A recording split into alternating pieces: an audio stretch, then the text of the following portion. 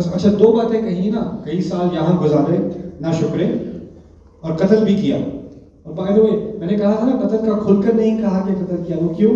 کیونکہ وہ دھمکی ہوتی ہے. میں کیا سب کو بتاؤں؟ پھر سے بتاؤں سب کو کیا کیا تھا؟ تمہاری پول کھولو سب کے سامنے. لحاظ کیا ہوا ہے، ذرا زیادہ پھیلنے کی ضرورت نہیں ہے.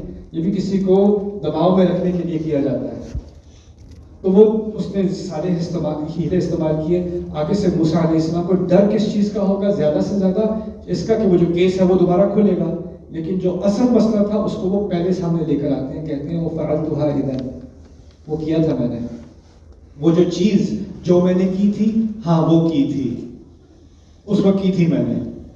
وَأَنَا مِنَ الضَّالِّينَ، اور میں ان میں سے تھا جو گمراہ ہو گئے تھے، کنفیوز ہو گئے تھے. فَفَرَرْتُ مِنْكُمْ، اس کے بعد میں تم سب سے بھاگ گیا تھا. مِنْكُمْ، میں تم سب سے بھاگ گیا تھا. یہ تم سب کا لفظ فرعون کے لیے نہ، سیکیورٹی گارڈ تمہاری جاب تھی نا. تم سب سے میں بھاگ گیا تھا. اب سب سے بات ہو رہی، یعنی کمرے میں اور لوگ بھی ہیں. مسئلہ یہ ہے کہ جب آپ بادشاہ سے مخاطب ہوتے ہیں تو آپ کو کس سے بات کرنی ہوتی ہے؟ بادشاہ سے. جب ٹیچر کلاس میں ہے اور ٹیچر آپ سے بات کر رہا ہے اور آپ باقی سب سے بات کرنی شروع کر دو، ٹیچر کیا کہتا ہے؟ میں نے سوال پوچھا ہے. بدتمیزی نہیں ہوتی؟ تو پہلی بدتمیزی تو ہو چکی. اب یہ بدتمیزی نمبر 2 وہ کیا ہے؟ سب سے بات کی اور کہا ہاں میں نے کیا تھا اور میں تم سب سے بھاگ گیا تھا. لما خفتکم، اس وقت جبکہ میں تم سے ڈرا کرتا تھا. کیا بات کہتی اشارے میں؟ اب نہیں ڈرتا، اب نہیں ڈرتا. کہتے ہیں لما خفتکم فوہب لی ربی حکما وجعلنی من المرسلین، پھر میرے رب نے مجھے تحفہ دیا حکمت کا اور پختہ ارادے کا، اور اس نے مجھے بھیجے والوں میں سے بنا دیا، یعنی میں رسول ہوں. ان کی 2 باتیں تھیں کرنے کی. کون سی 2 باتیں تھیں؟ کہ وہ رسول ہیں، اور دوسری بات بنی اسرائیل کو چھوڑ دو. فرعون نے بیچ میں لائن ماری کہ انہیں قتل بھی کیا تھا، ہاں کیا تھا، پھر بھاگا تھا، پھر اللہ نے رسول بنا دیا. پوائنٹ نمبر 1 دوبارہ واپس. آپ لے جاؤ ادھر ادھر مجھے، میں نے واپس وہیں آنا ہے. آپ کے چکروں میں نے نہیں پڑنا، آپ کوشش کر لو. لیکن پھر بھی ایک بات رہ گئی. کیا بات رہ گئی؟ ایک تو ہو گئی بنی اسرائیل کو چھوڑو. آگے سے کہتے ہیں وَتِلْكَ نِعْمَةٌ تَمُنُّهَا عَلَيَّ أَنْ عَبَدتَّ بَنِي إِسْرَائِيل. یہ جو واقعی حقیقت ہے، آپ نے میرے اوپر بہت بڑا احسان کیا. کس بات کا اعتراف ہے؟ یہاں پالنے کا. تو کہتے ہیں آپ نے میرے اوپر اتنا بڑا احسان کیا. کیا اس کا مطلب یہ ہے کہ آپ تمام بنی اسرائیل کو اپنی عبادت میں ڈال دو، ان کو غلام بنا دو؟ ان دونوں کا کیا تقابل ہے؟ مجھے سمجھ نہیں آ رہی. آپ کی منطق کیا خراب ہے؟ دماغ صحیح نہیں چل رہا آپ کا. آپ نے میرے اوپر اتنا بڑا احسان کیا تو اس کا مطلب ہے آپ لاکھوں زندگیاں برباد کرو. ان دنوں میں کوئی ریلیشن شپ مجھے نہیں مل رہا. مجھے لگتا ہے کہ آپ ذرا تھوڑے سے بہت زیادہ ٹویٹر استعمال کرتے رہے ہیں. یہ ایک وسیع بدتمیزی نہیں ہو گئی؟ اور اب آپ کی جو جاب تھی پنکھے والی، آپ کو تو مزہ آ رہا ہے. تو آپ دیکھ رہے ہو کہ فرعون کے پسینے نکلنے شروع ہو رہے ہیں، اس کو اور غصہ آ رہا ہے. تو آپ کہنا چاہو آپ کو زیادہ ہوا کی ضرورت ہے. کوئی اور سیکیورٹی گارڈ ہے، وہ کونے میں اپنا فون نکال کے ذرا ویڈیو بنا رہی ہے، تھوڑا سا واٹس ایپ پہ بھیج کے فائر فائر فائر فائر. جو کمرے میں ہیں ان کو تو انجوائمنٹ ہو رہی ہے نا. دیکھو اگر بادشاہ کے ساتھ واقعی میں وفاداری ہو اور اس کو آگے سے کوئی حاضر جوابی دے تو باقیوں کو کیا ہونا چاہیے؟ ایسے بات کرتے ہو ہمارے خدا کے ساتھ، تمیز جانو، ایسا ہونا چاہیے نا. لیکن اگر کمرے میں کوئی بھی فرعون کا اصل میں فین نہیں ہے، فین بوائے ہے لیکن فین نہیں ہے، تو پھر ان کو تو اچھا لگ رہا ہے. پہلی دفعہ کسی نے سنا دیا. آپ ہوتے ہیں کوئی، آپ کو اپنا ٹیچر پسند نہیں ہوتا، ٹیچر بہت آپ کا ڈکٹیٹر ہوتا ہے. ایک دن پرنسپل آ کے ٹیچر کو آپ کے سامنے سناتا ہے، او جو مزہ آتا ہے اس دن. سب مسکرا رہے ہوتے ہیں.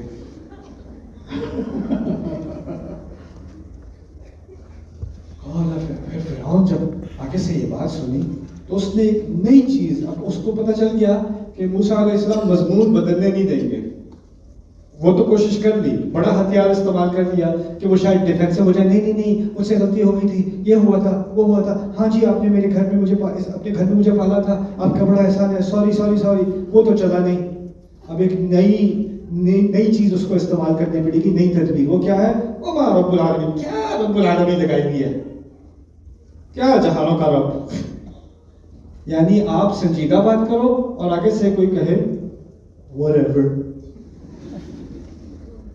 whatever کا لفظ ایک خاص مخلوق اللہ تعالیٰ نے بنائی ہے جس سے باقی تمام مخلوق ڈرتی ہے. اس کو ٹین ایجر کہتے ہیں.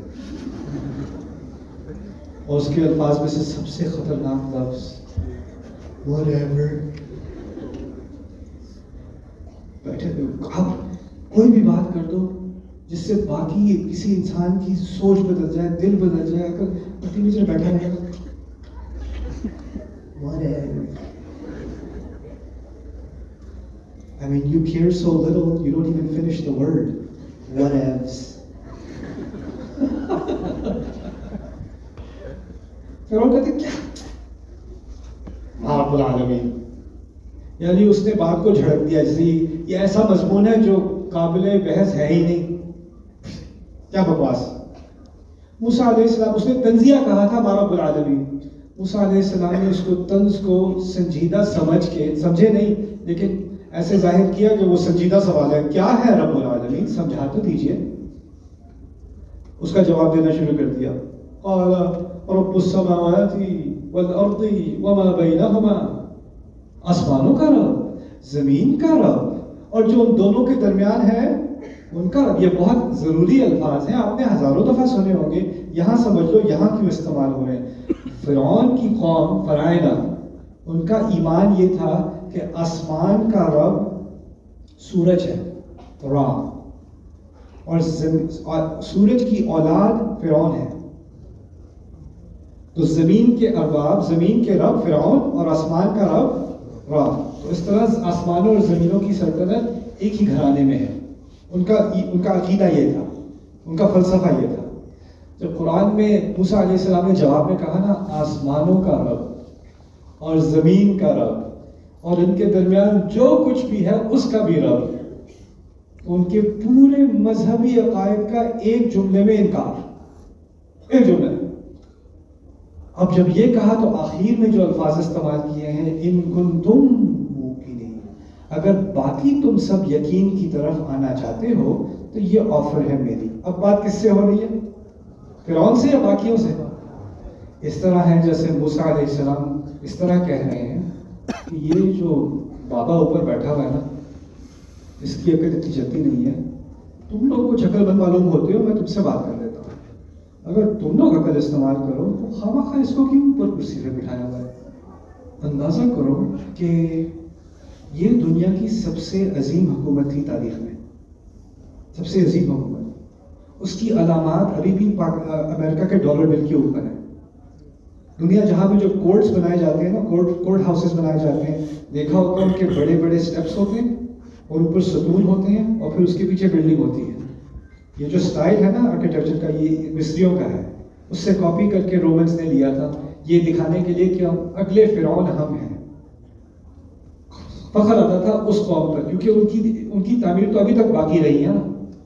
تو اتنی سٹیبل حکومت ان لوگوں کی.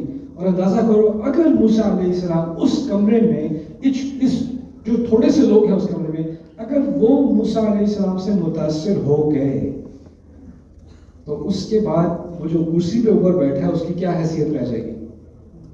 بوڑھا سا آدمی, پھر اس کی تو کوئی حیثیت نہیں رہے گی. تو اب وہ پوری فوج اور پورے ریسورسز اور دریا اور زمینیں جو فرعون کی تھیں, جو سلطنت کی تھیں, وہ اب ہلنے لگی ہیں اس کمرے کے اندر. اگر یہ لوگ موسیٰ علیہ السلام کی بات ماننے لگے, دنیا کی سب سے سٹیبل حکومت, بغیر کسی جنگ کے, بغیر کسی انقلاب کے, بغیر کسی ہتھیار کے, الفاظ کے ذریعے سے وہ حکومت ہلنے کو آ گئی. میں نے کہا تھا شروع میں, پہلے کہا تھا کہ اصل معجزہ کیا ہوگا؟ سننے والی بات, سننے والی بات. اس سے یہ بھی سیکھ لو, خاص کر تم جو ینگ لوگوں سیکھ لو, الفاظ کی طاقت کو کبھی انڈر ایسٹیمیٹ نہ کرنا.